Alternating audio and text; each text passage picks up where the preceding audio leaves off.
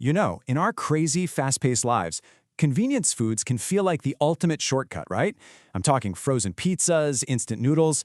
They save us so much precious time. But what's the real trade-off here?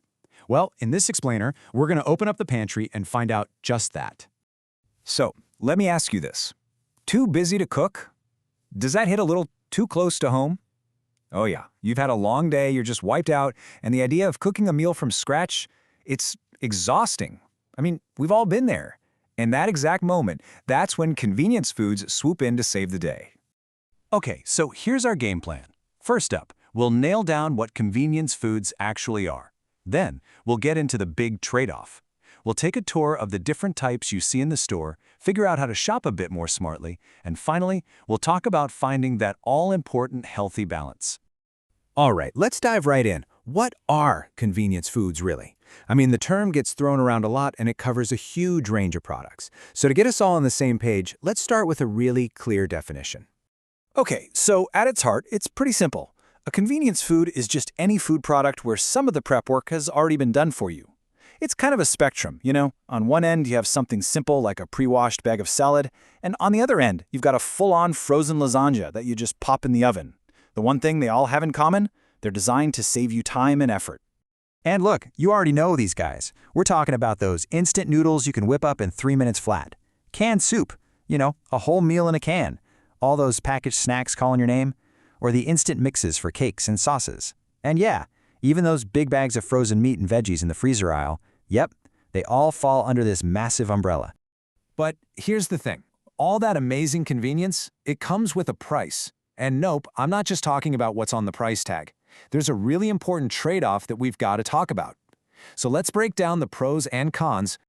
So on the one hand, the upside is super obvious, right? You save a ton of time and effort. Plus, things like frozen veggies can actually help you get more variety in your diet, especially when stuff isn't in season. But, and this is a big but, the downside is pretty significant. The processing that makes these foods so convenient, it can also strip out a lot of the good stuff, the nutrients. And to make them last forever on a shelf and taste just right, you'll often find a lot of additives, preservatives, extra salt, tons of sugar. And when you start relying on them too much, well, that's where some health issues can start to sneak in.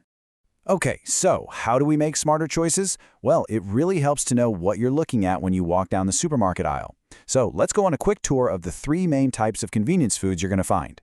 First up, we've got the classic, canned foods. You know them, you love them. This is all about preserving food in airtight containers. The result?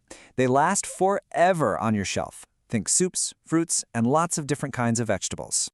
All right, next up are packed foods. A lot of these are dehydrated, which is just a fancy way of saying all the water has been taken out to make them last longer. This is where you find all those instant mixes and powders. You know, the stuff where you just add water or milk and you're good to go. And last but not least, we hit the frozen food aisle. The science here is simple. Things are preserved by being kept super, super cold. And this category is massive. It's got everything from your basic frozen peas and corn, which, by the way, are often flash frozen right after being picked, so they actually lock in a ton of nutrients, all the way to those ready-made frozen meals and meats.